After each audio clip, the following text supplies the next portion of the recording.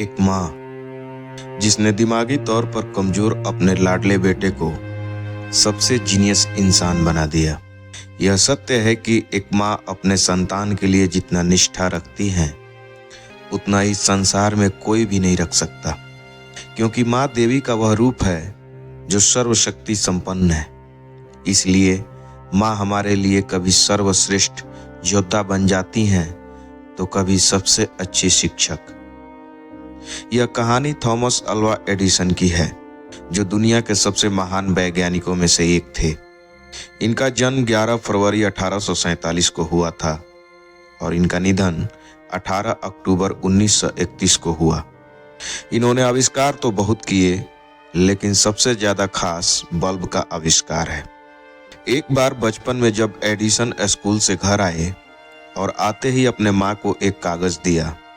Edison ने अपने माँ से कहा, मेरी टीचर ने यह पत्र दिया है और कहा है कि यह पत्र सिर्फ तुम्हारी माँ ही पढ़े। एडिसन की माँ वह पत्र पढ़ने लगी। पत्र पढ़ते पढ़ते एडिसन के माँ के आंखों से आंसू आ गए। एडिसन ने बहुत मासूमियत से पूछा, माँ, इस पत्र में मेरी टीचर ने क्या लिखा है? बेटे के सामने माँ वह पत्र जोर जोर से पढ़ने लगी। पत्र में लिखा है, आपका बेटा जीनियस है। हमारा स्कूल बहुत छोटा है।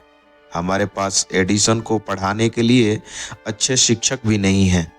कृपया आप इसे खुद ही पढ़ाएं। उस दिन के बाद से एडिसन की माँ जब तक जिंदा थी, एडिसन को खुद ही पढ़ाया।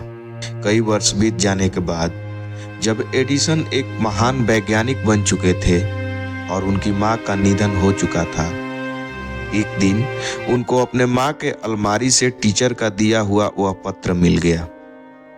इस पत्र को पढ़ने के बाद एडिसन खूब रोए। इसमें लिखा था, आपका बेटा दिमागी तौर पर कमजोर है, इसलिए इसको अब स्कूल मत भेजिएगा।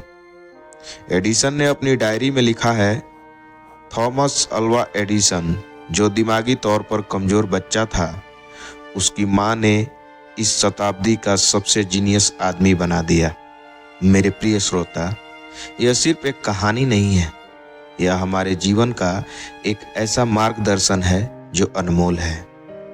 एक माँ जिसके कोख से हम पैदा होते हैं, वह माँ जो हमें पहला संस्कार देती है, वह माँ जो हमें पहला भोजन अपना दूध पिलाती है, वह माँ जो सबसे पहले उंगली पकड़कर चलना सिखाती है, जो हमारी पहली टीचर होती है। हमारे कमियों को भी शस्त्र बनाकर एक ऐसा दृढ़ संकल्प हमारे अंदर पैदा करती हैं कि हम दुनिया का कोई भी लक्ष्य प्राप्त कर लेते हैं। यह कला सिर्फ माँ में होती है, इसलिए माँ को भगवान का दूसरा रूप कहा गया है। यदि आप अपनी माँ से प्यार करते हैं और आपको यह कहानी किसी लक्ष्य को पाने के लिए प्रोत्साहित करती है, तो कृपया लाइक करें, शेयर करें और सब्सक्राइब करें। धन्यवाद।